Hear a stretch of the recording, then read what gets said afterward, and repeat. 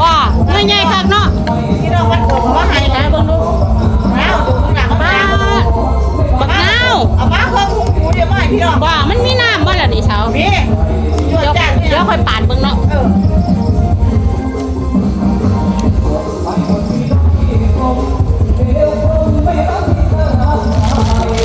หั่นหมูเดี๋ยวมึงดูหนึ่ง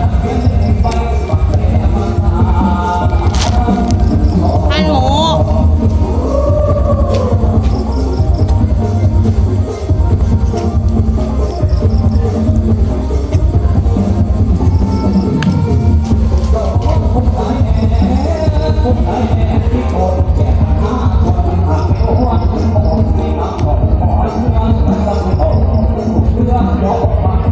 บุญกฐินพี่น้องเพิ่นจ้างหมอลำตั้งแต่ยามกลางเว้นบัดที่นี่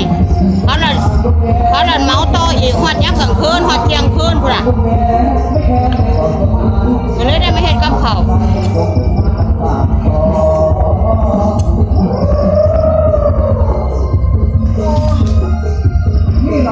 จ้างตัวของเงยเฮาแม่นมันมวนเขาแล้วเว้ยเมื่อยเฮาเลยเหรอจ้างตัวของมวนเขาแล้วจะเงยเฮาละวัดเอาเดี๋ยวก็แล้วล่ะเฮาอีกมื้อเช้าอีกรอบนึงก็จบ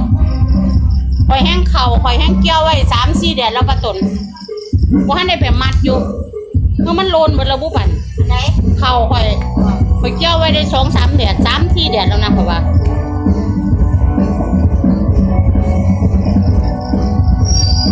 ยายนางไปไสก็บ่เห็นเรา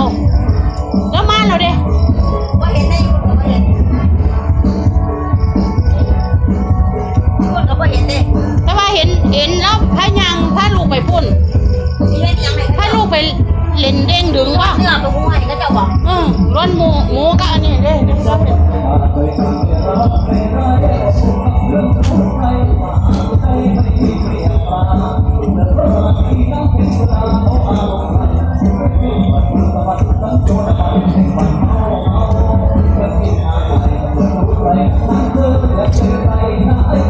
ปลาตุ่นบักนาวเด้ปลาตุ่นว่าแม่นบักสมหมูเด้บักนาวบักนาวยังบักนาวเพิ่นเอามาแต่สิเด้สกลก็มาแต่เลยยายบุญเห็นแล้วมาเหมือนกันเพราะว่ามันบักสมโอเขาว่าสิปอกกินน้าหวานป่ะมันบ่หวานดอกบักนาวเนาะ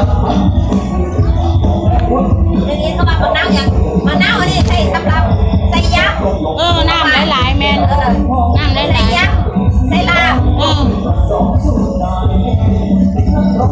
ไม่นิยมเอาไปทำน้ำมะนาวเย็นมันคิวอ่ะแม่นเปลือกมันหนาเนาะใส่ลาบใส่ยักษ์ใส่ส้มตำก็ไม่ได้ที่เราออกข้าวนี่เขาทันไหมเป็นแม่นนั่นบักนาวเป็นใครอยู่เนาะหน้ามันเปลือกบางๆน้ำหลาย